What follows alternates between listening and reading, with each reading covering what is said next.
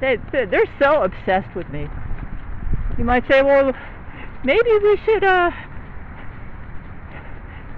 am the Antichrist, okay? And apparently I can't get out of it. God the Father has agreed to make me the Antichrist. Well, basically, it is cold. The reason God told Satan he could choose anybody he wanted, oops, am I still in the right mode? Yeah. The reason God told Satan he could choose anybody he wanted to be Antichrist is because Jesus lost his argument, okay? As far as the reason God corrected Jesus publicly in front of the whole universe is because God was basically telling his son, it's up, man. The only way this Earth project can be saved is you got to do it Old Testament all the way, okay? And I think he was pretty peeved. That's why Jesus moved out of his dad's house when he attained full godhood. Because he knew his dad was going to be upset. Oh yeah. The dad was saying, come on, son. Drop your foolishness about free love. It can only be practiced in evil. And I'm not impressed with your most righteous free love advocate, Gail Schuler. She doesn't impress me a bit. Right? She can't even show me proper respect when I correct you for your sins and for how you have betrayed her husband. Yeah. So that's, yeah. My hands are cold. So, yeah, I should have wore gloves. I forgot. So, yeah. That's why I'm the Antichrist. Jesus believes in me, and so does Brent. And I think Buddha does too. And God is pretty skeptical. I have faith in Jesus. You say, man, he blew it on the past 7 Earth projects. You think he finally got it right? Yeah, I think he finally got it right. This is the first time he's attained full equality to his Father. Okay? You say, well, why did it take him so long? Well, to us it seems like a long time, okay? You got to remember, he was just a teenage God. I mean, isn't it common for teenagers to have an identity crisis, right? He had an identity crisis. Yeah. He didn't know who he was.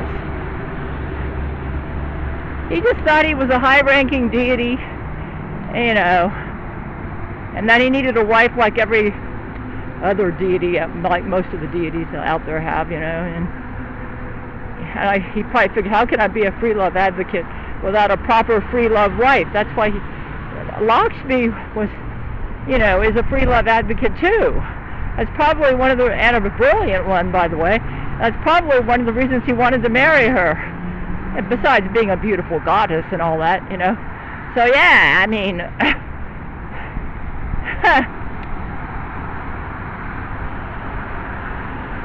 you say, well, you mean he doesn't care at all about getting a wife? God must not believe that. Yeah, apparently he doesn't believe it either. He probably thinks that Jesus is just saying a line that about him being fully aromantic and asexual. And that Jesus actually deep down underneath still has plans to get a wife. Yeah. You might say, do you think Jesus is serious? He's actually going to deprive himself of a wife? Yep. He's a totally aromantic and asexual being. Just believe him, man. Yeah. My hands are cold. Yeah. You say, well, God should know his own son better than this. I personally think Satan tried to proposition God's wife. That's what I think is going on, okay? That really hits a nerve with this high-ranking deity, all right? It's like, you don't touch my wife. So, yeah, we're hitting a sensitive area. So, yeah. He's obviously very much in love with her because, I mean, even when he was correcting Jesus, he was reminding Jesus to remember his mother's birthday. Yeah, man. Yeah, it would be, imagine how Brent would, you know how Brent is very Christ-like, okay? how does Brent feel when he thinks I'm threatened? Okay? Then you'll get God. And in some ways, God and Brent have a lot in common. He said, do you think God's monogamous? Well, using a human sexual identity term to describe him is kind of inaccurate, but he does tend to have, let's just put it this way, he does seem to have a monogamous leaning heart. Yeah. And there's nothing wrong with that. Satan needs to respect that. Well, my hands are cold. I'm going to have to turn this off, okay, you guys? I forgot to wear gloves. Satan will not give up. His goal, remember, is to convince God the Father that free love can only be practiced with evil. So, yeah, that's his goal. What a pretty hawk. Anyway, yeah. So that explains why they set up those compassion centers where everybody was getting a hand job. It makes it appear like that Brent is a real flunky as a leader in Jesus' place, because he can't stop people from starving, and the only thing he can offer them is evil free love. You get it? The hand job. To God the Father, that would be encouraging lust. Yeah. You see? Yeah. That's what Satan's up to. Yeah, my men are not behind that. Even though they are free love advocates, they would not neglect everybody's health and allow the world to just sit on the fact that everybody's starving. You know, you see, God the Father feels that free lovers are off balance, obsessed, and he feels that those who advocate free love are off balanced, obsessed, and unhealthy, and sinful. All of those things.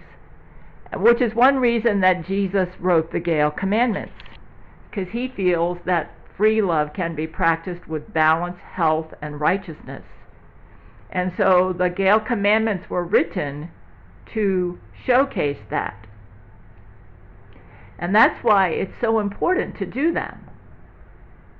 We need to show God that we as righteous free lovers can live lives of balance and virtue and health. Okay?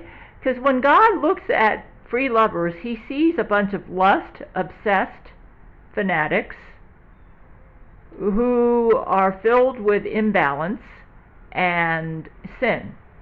Yeah. That leads to wars, violence, bloodshed, and disharmony in his multiverse. Yeah. That's what he sees. And Jesus is telling his dad, Jesus says, Father, if they're like that, it's because they share Satan's sin of pride. Okay? The root sin of pride is the problem. It is not lust. Lust is not the root sin. The root sin is pride. That's going into fear and doubt. Okay, that's exactly how Satan is. It's like, I can't do anything right with God. I can't be myself. If I'm myself, he jumps on me. He splits me in two. All I did was just proposition his wife for just a light bit of sex. And he makes a big production out of this. What Satan needs to understand is that God can see things that we don't. If God overlooked this, okay, Satan, I really do believe he violated God's boundaries as a sexual being. Okay? I know that because he has a tendency to do that. Okay? I am on God's side with this, Satan. You need to respect his boundaries. He says, nah. You don't really believe that, Gail. You don't really believe that. Yes, I do. Because the reason I'm not on your side is because you don't respect my boundaries. I love my husband, Brent, and you try to get between us to make your sorry point that free love has to be evil because I have true love with Brent, and you're not going to tell me that I don't. True love does exist. You might say, why in the world would Satan want to prove true love doesn't exist? Because God is saying the reason he had to punish Satan so severely is because Satan violated true love. I did not violate true love. All I did was want to have a little bit of a fling. It would have been harmless. What's the big deal? You say, are you sure this is going on? I'm about 98% sure that's the argument. He said, why won't Buddha tell you all about it? Well, can't you figure it out? If he tells us, then Satan's going to say, the only reason they're agreeing with you is because Buddha told them what the argument is. You said, well, why isn't... You said, could you be wrong? I think I'm really close. Okay? I'm really close. I've deduced several things about God. He loves his wife. He is a being who has deep love for his subjects. Okay?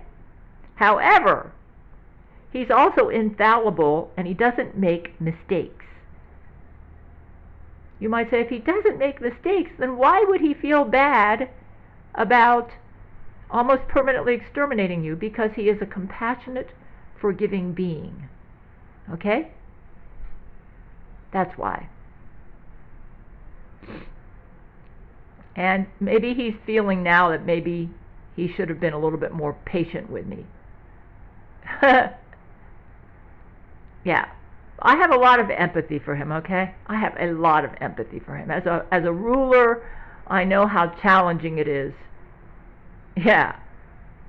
Especially when you're dealing with the likes of people like Jesuits, and he's been dealing with Satan, and Satan has been a thorn in his side, okay? Because Satan got a third of the angels to fall. That's a thorn in God's side, okay? Yeah, he got some bad gods, too, on his side, too. You might say, well, so you think Satan propositioned God's wife? Yeah, that's exactly what I think happened. Satan thinks it was a harmless fling, and God feels otherwise. That is just such gross disrespect for this supreme being, Satan. Well, I was his favorite angel. Doesn't he understand? No. You violated his boundaries. You violated his trust. And I bet you did it in a sneaky manner, too. You weren't upfront about this. No, I didn't. I was open. I said I would like... Nah, he probably did it sneaky. I think he knew that God had monogamous standards. You might say, you think God has always been against free love? I'm not sure about that. I think he's never been crazy about it. But he was allowing it in heaven. That is until Satan tried to proposition his wife. And then he really clamped down. Yeah. And I think he told Jesus, see, this is what happens when I go too easy on free love. This is what happens. And Satan would have caused a lot. Satan's going to cause a lot of problems in my multiverse with this. And Satan already has. Yeah. You say, why can't Satan just admit that he goofed? He's really proud. He just thinks God went overboard in punishing him. It's like, oh, all you had to do was tell me I made a mistake. You didn't have to split me in two and kick me out like you did. That was so insulting. You say, are you sure you're right about this? I think I'm really close. Really, really close. Satan has zero respect for monogamy, okay? That's the problem. He has zero respect for monogamy. He thinks monogamous people are overboard. And he just can't get it out of his head. If Satan ruled this planet, monogamy would be banned, you guys. Yeah, so those of you that believe in monogamy, he would ban it. He would make monogamy a sin. I disagree with him. My husband is monogamous. Monogamous people are allowed to exist, Satan. Don't be an intolerant bigot. Anyways, I'm going to get... And God, I think, has monogamous tendencies. And Satan doesn't like that about him. Satan needs to understand that there are different types of beings in the multiverse, and he needs to respect that diversity. He is an intolerant bigot. It's like if you don't do it his way, he's an intolerant bigot. He does not respect the boundaries of beings who have different sexual preferences from himself. For instance, I have asexual tendencies, and I'm just not into all this lust fest like he is, and he doesn't respect that. He tells me that I'm really this way and that I'm just not being honest. You might say, why did he tell you? Why did he tell you that God, when you were going on that, when you were claiming how asexual you were, that God would not have, God said that would make Jesus cry. That's kind of complicated. I think Satan was kind of lying to me. Jesus doesn't have a problem with me having asexual tendencies, but Jesus doesn't want me to claim that I am the label asexual, okay? I don't know if I'm making any sense, because the labels are too constricting and they're not accurate. So if we claim that we are a label, even the psychiatric labels are inaccurate. If we claim that we are a label, we are unnecessarily constricting ourselves and not allowing ourselves to grow and evolve and be truly authentic. Okay? That's why it would make Jesus cry, and why God would say it would make Jesus cry, agreeing with Satan on that. But it doesn't mean that I need to be ashamed of the fact that I have asexual tendencies, or that it is incorrect to say that I have asexual tendencies. I'm just not the label asexual. And if there's nothing wrong with me feeling that maybe one day I don't feel asexual and the next day I do. I mean, don't worry about it. None of this is a label. The bottom line is this, okay? The bottom line is this. Regardless of what you think you are, whether you think you're homosexual, bisexual, polyamorous, monogamous, whatever, okay? If, let's say, tomorrow I don't feel asexual at all. I feel like I want to be a lust fest. And I'm respecting everybody's boundaries around me, and I am being true to myself. That's pretty cool with Jesus. That's the point. Jesus doesn't want us to feel bound by a label. That's all. That's all it means. Besides, Satan's exaggerating. Yeah, Satan's exaggerating, and he lies too. He lies. Like when he went to Adam and Eve, he lied to them to get them to eat of that forbidden fruit. He said, oh, God doesn't care if you eat of this fruit. It will make you wise like the gods. That was a lie right there. That was a lie. So, all I can say is we cannot rely on Satan to tell us the complete truth about God, okay? Well, maybe Jesus did cry, and maybe God agreed with him that Jesus cried.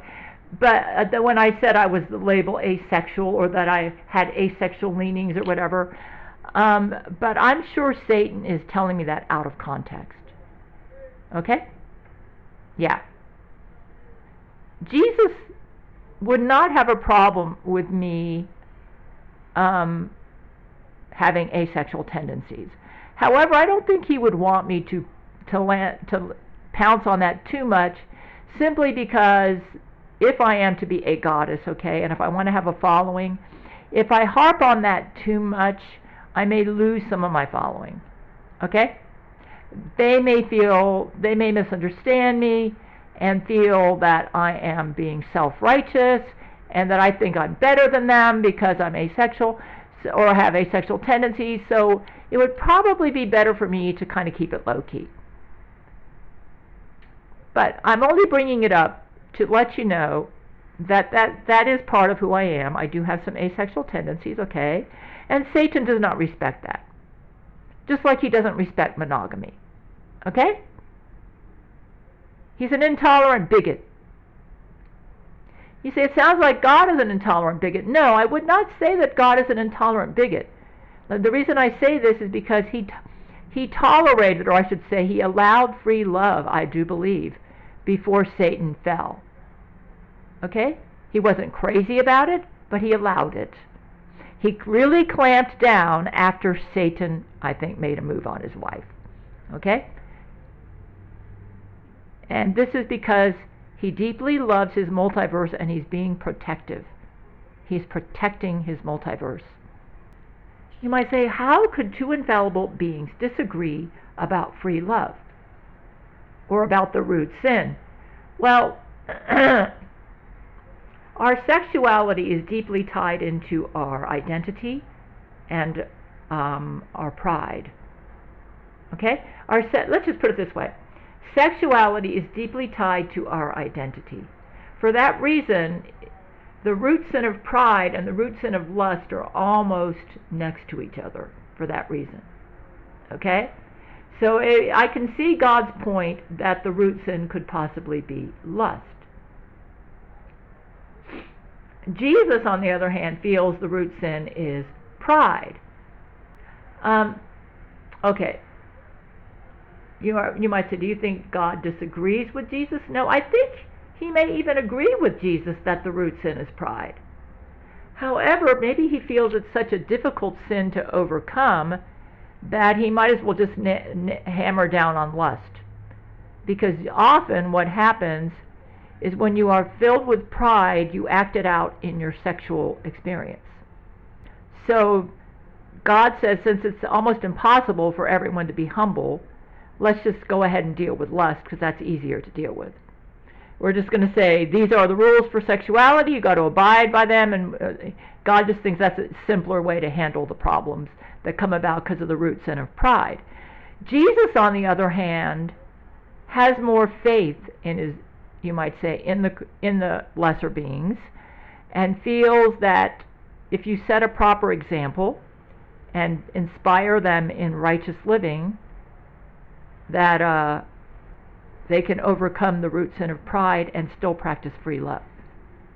See, God doesn't have faith that a proper example would work, because look at Satan. When he rebelled in heaven, heaven was pristine and beautiful and peaceful, and he rebelled against all of that, despite the fact that God and Jesus and everybody around him was setting a proper example. So God feels if an angel as beautiful and righteous as Lucifer could fall, then anybody else could do it too. You got to remember, Lucifer used to be God and Jesus' favorite angel. You might say, do you think God was too harsh in his correction of Satan? No. No. He saw what would happen if he didn't correct him that way. Yeah, it was the root sin of pride. Yeah. It's just that I think God is of the opinion that the root sin of pride is almost impossible to eradicate.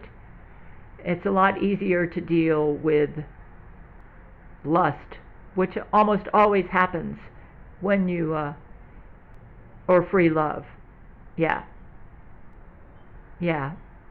That's because our sexual identity is often tied in with pride. Okay?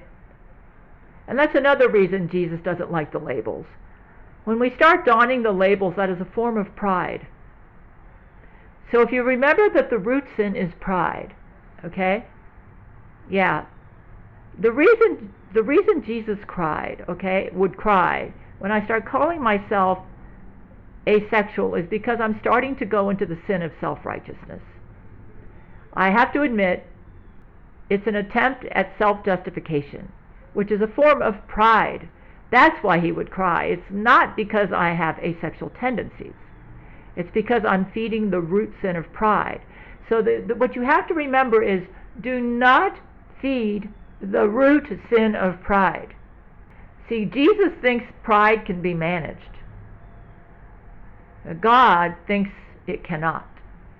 So what he's doing is, since it appears that most free lovers are filled with pride, he's hitting a lesser sin, but as he sees it.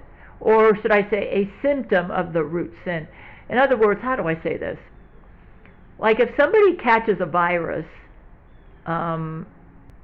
they start coughing, they're contagious, they get a fever, whereas Jesus might feel that the solution is to get rid of the virus,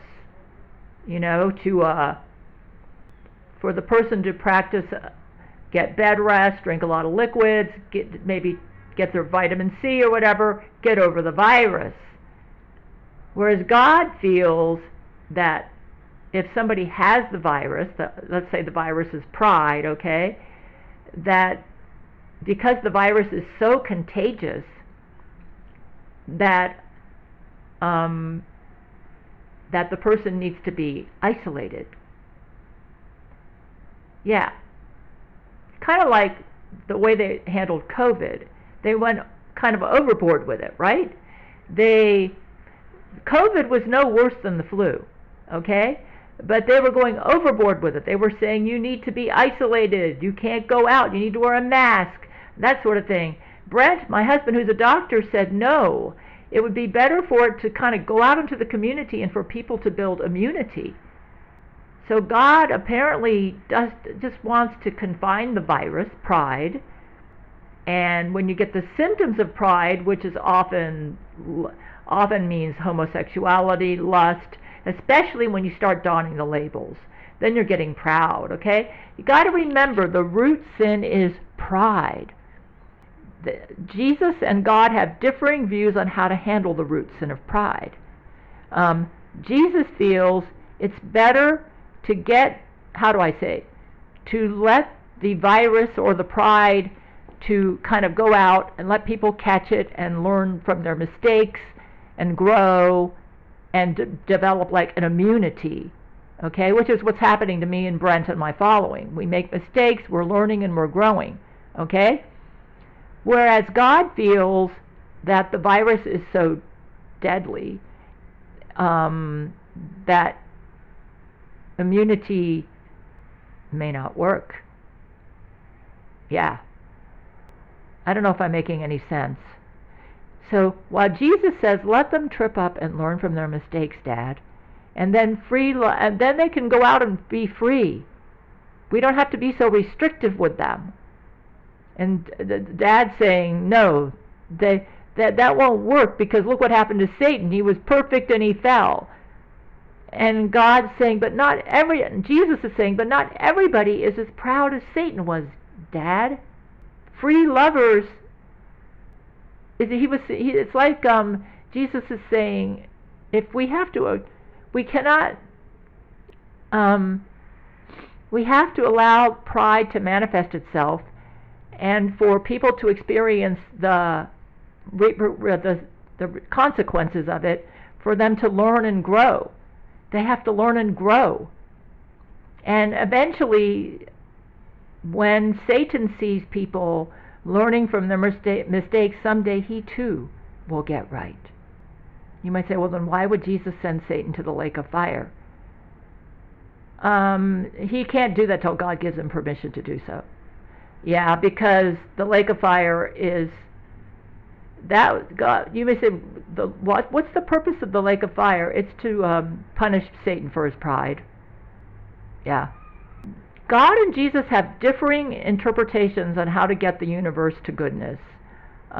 Jesus thinks it will happen faster if we allow free lovers to fall on their face and learn from their mistakes. God feels that they won't learn, that they'll just get more stubborn, and free love needs to be clamped down on. Yeah, that's where they differ. So Jesus thinks free lovers can learn humility. God thinks no. He thinks free lovers will never learn humility. So there it is. I don't know if I'm making any sense. And that's one reason that Jesus wants me to write the Gail Series, because I and my men are proof that free lovers can learn humility. I led Zach Knight to the Lord. I led Lori McBride to the Lord, and they used to be as proud as hell. That's why he wants me to write the Gail Series, because he wants everybody in the multiverse to see that free lovers can learn humility and become virtuous. You've got to remember this: pride is the root sin, Humility is the greatest virtue. You might ask, why would Satan not humble himself so he could live in a beautiful heaven with God? He really enjoys his lust. Yeah, he really enjoys his lust and his pride. Yeah, and he's decided he can't live without it. He thinks peace, God style, is as boring as hell. Yeah. He just enjoys his lust and his pride. That he thinks God's heaven is boring. Yes, he thinks it's boring. He would rather have death and suffering and hunger and things like that than heaven all over the multiverse. Yep. Because he's proud. To him, to live in a peaceful multiverse where he has to be less than the star is unthinkable. He's really proud. He's got to be the star. You got to remember this. He was the star in heaven. He was the top-ranking angel. He was God and Jesus' favorite angel. And it got to his head. He committed a free love violation. I gave you my guesses on what I think it is. And I think God actually split him in two or did something like that to punish him. And he was very angry over the severity of his punishment.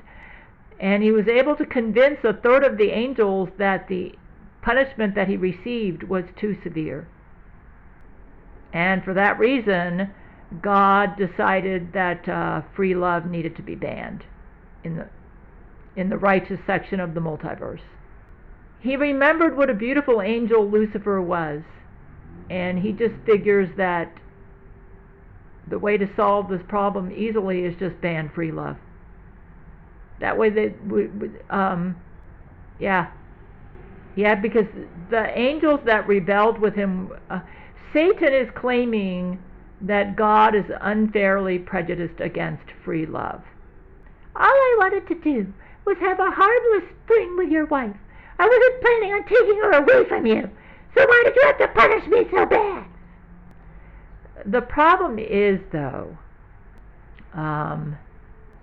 is that I think Satan's at his core actually felt he could run the universe a little better than God. And the mere fact that he went in there and did not respect God's boundaries to do this showed quite a bit of hubris on his part. Yeah. Apparently God's never been crazy about free love from the beginning. Okay? He was tolerating it, and he decided to quit tolerating it after Satan fell, after Satan sinned with it. Yeah. You say, why do you think Satan did that? I think Satan felt like God was a bit of a prude, and that maybe he thought he had the right to approach God's wife, which is what I think he did. Yeah. It really showed a lot of disrespect for God. I'm on God's side on this one. Yeah, I'm on God's side. I have a lot of empathy for him, because Satan did the same thing to me when he tried to get between me and Brent in November. That's why I've totally rebelled against him. He does not respect my relationship with Brent. Yeah, I'm sorry, but Satan needs to understand that monogamous people have the right to exist. God was actually tolerating free love even though he didn't quite like it. Okay? Yeah. You might say, you think God's going to come around to Jesus' point of view? Yes, I think he will. Jesus is planning on using me and Brent to get his dad to change his mind. Yeah, I think he will. Jesus is counting on me and Brent. And I got to get that Gail Series written, but yeah, I think he will.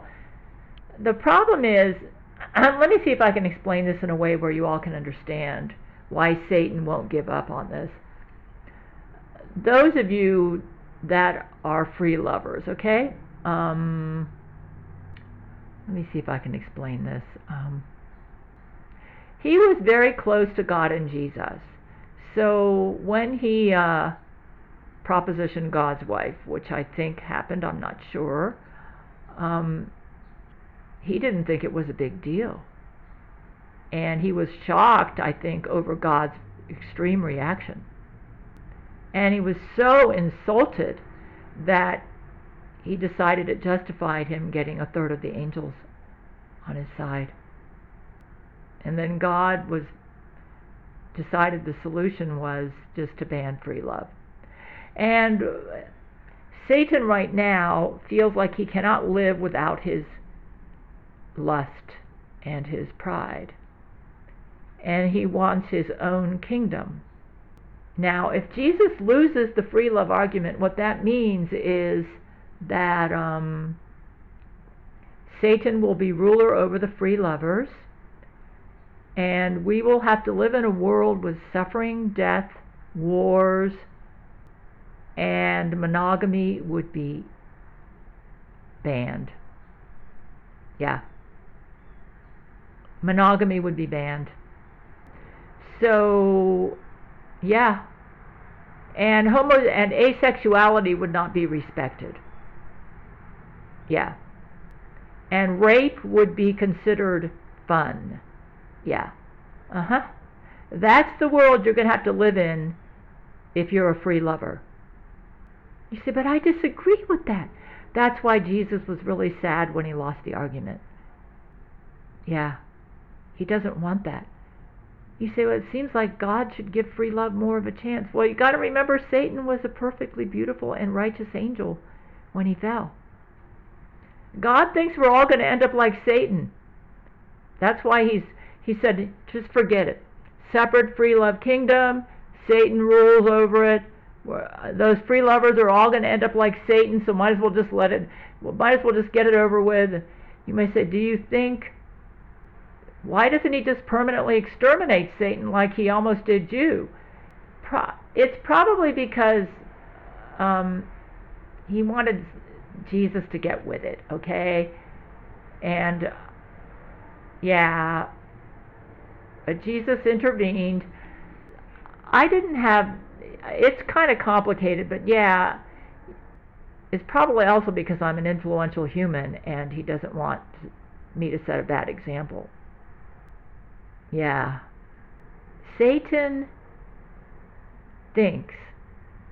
You say, is God hoping that Satan will get right? Yeah, I think both Jesus and God want Satan to get right, which is why God stopped Jesus from killing Satan. But God thinks it's going to take a little bit longer than Jesus thinks. Jesus thinks that his way is going to get Satan right quicker. Yeah.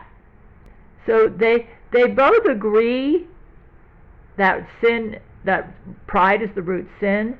They disagree on the most effective way to deal with it. Okay? That's the problem. That's all. You might say, well, why would Jesus and his dad both be infallible and not agree? Well, Jesus has had one advantage that his dad has not had, and that is he actually became a human. Yeah. And lived among us. So he has a little bit of a deeper understanding of us than his father. Yeah. Okay? And that's probably a large part why they disagree. You might say, but he created everything. He understands us pretty well, but I think Jesus understands us a little bit better than his father does. Yeah. Anyways, I don't know if I'm making any sense. It's a complex topic and very difficult to explain well. But yeah, Satan just doesn't think, he can't humiliate himself before God. He cannot admit that God was justified to punish him the way he did. Yeah, until Satan feels that God was justified to split him in two, which is exactly what I think happened to him, to split him in two for making a move on God's wife, Satan is not going to get right. He's still mad about his punishment, and it's pride that's keeping him from getting right. He would rather suffer pain, cause death and suffering and chaos in the multiverse, than humiliate himself and admit he made a bad mistake. He's that proud. He is really, really proud. That is his problem. In a world of secrets where darkness reigns, there's a warrior